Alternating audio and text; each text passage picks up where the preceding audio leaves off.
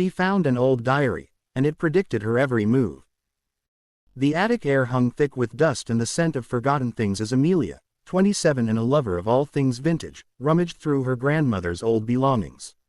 Sunlight slanted through a grimy window, illuminating swirling dust motes and casting long shadows.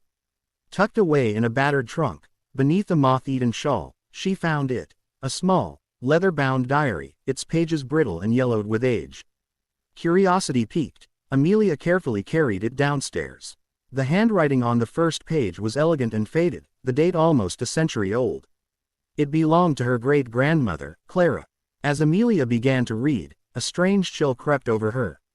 The diary entries started innocently enough, detailing daily life in a bygone era.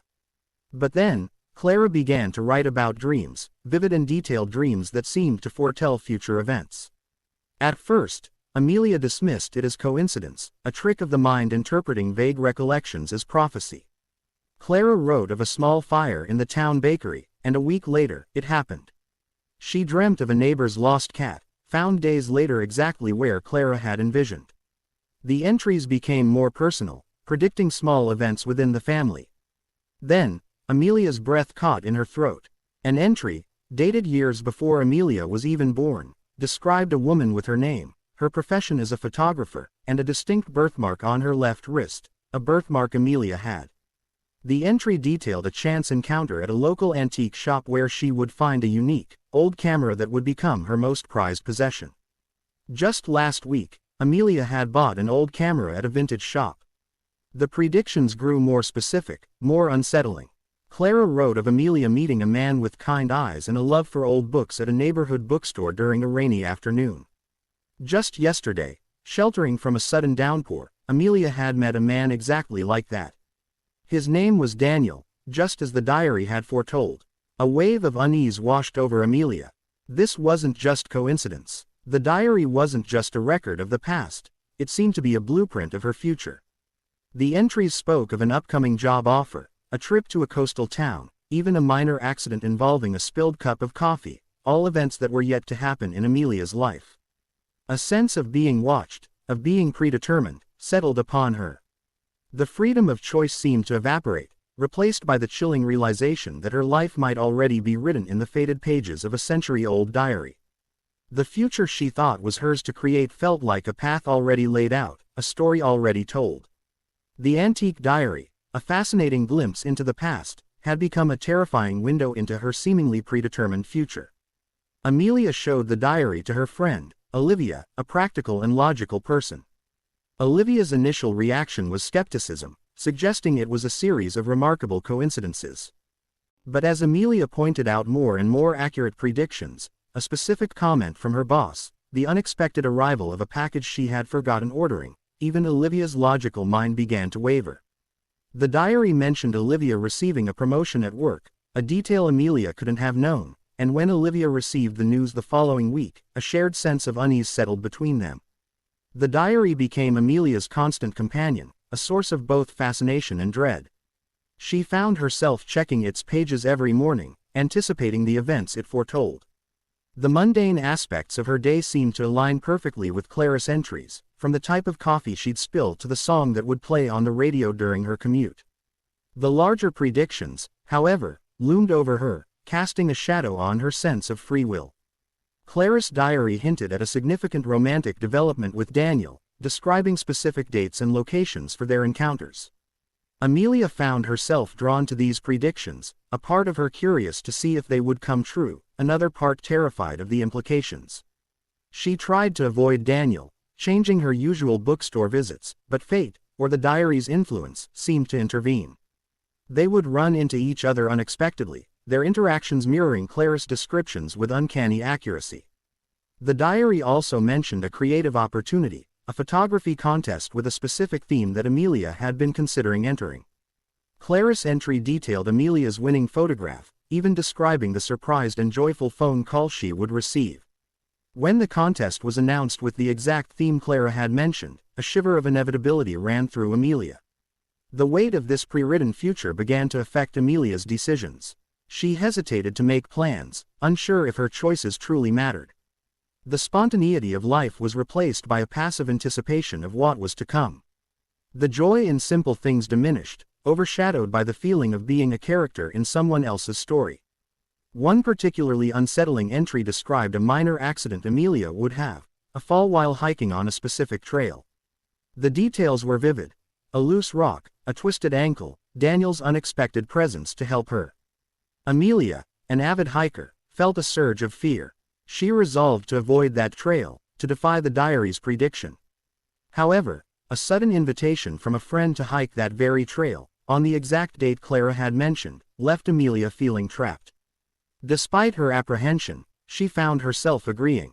The hike unfolded exactly as the diary had foretold: the loose rock, the twisted ankle, and Daniel appearing seemingly out of nowhere to assist her.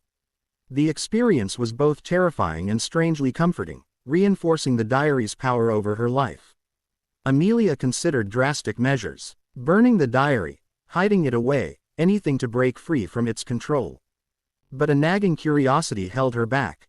What was the purpose of these predictions? Was Clara trying to warn her, guide her, or was she simply a witness across time? The diary hinted at a deeper connection, a reason why Amelia's life was so clearly mirrored in its pages. One of the later entries in Clara's diary spoke of a hidden room in the old family house, a room that held a secret about their lineage and a potential explanation for Clara's prophetic dreams. The description of the house matched Amelia's grandmother's house, the very place where she had found the diary. The entry detailed a specific location for the hidden room, behind a loose panel in the library. Amelia remembered a peculiar, slightly ajar panel she had noticed but never investigated. A new sense of purpose sparked within Amelia. Perhaps the diary wasn't just predicting her future, it was leading her to a discovery about her past. The predetermined events might be a way to guide her to this hidden room and the secrets it held. Driven by this new theory, Amelia returned to her grandmother's house. The library, with its towering shelves and the faint scent of old paper, felt different now, imbued with a sense of mystery. She carefully examined the walls, searching for the loose panel Clara had described. After a thorough search, she found it, almost hidden behind a heavy bookcase. With trembling hands, she pushed against it. It creaked open, revealing a small, dusty room she had never known existed. Inside, amongst more old belongings, she found another diary, smaller and bound in worn leather. This one belonged to Clara's mother, Eleanor. As Amelia began to read Eleanor's diary, the truth behind the predictions began to unravel. Eleanor wrote of a unique family gift, a heightened intuition that manifested as vivid premonitory dreams, passed down through the women in their lineage. She described learning to understand and interpret these dreams, seeing glimpses of the future, both her own and that of her descendants. Eleanor's entries spoke of seeing Clara's life, including the birth of her great-granddaughter, Amelia, and key events in her life. The first diary wasn't just a record of Clara's dreams, it was a deliberate attempt to document and perhaps even guide the future generations of their family. Eleanor believed that by recording these premonitions, she could offer a form of guidance, a way for her descendants to navigate their lives with a unique awareness of what lay ahead. The realization was both astonishing and strangely comforting. Amelia wasn't a puppet of fate, she was part of a lineage with an extraordinary gift. The diary wasn't a chain, but a connection to her ancestors. The predetermined events weren't meant to control her, but perhaps to lead her to this understanding of her heritage. As Amelia held Eleanor's diary, a sense of connection to these women across time washed over her. The fear of a prewritten future began to dissipate, replaced by a sense of wonder and a burgeoning curiosity about her own potential. Maybe the ability wasn't just about seeing what was to come, but about understanding the flow of time and the interconnectedness of generations.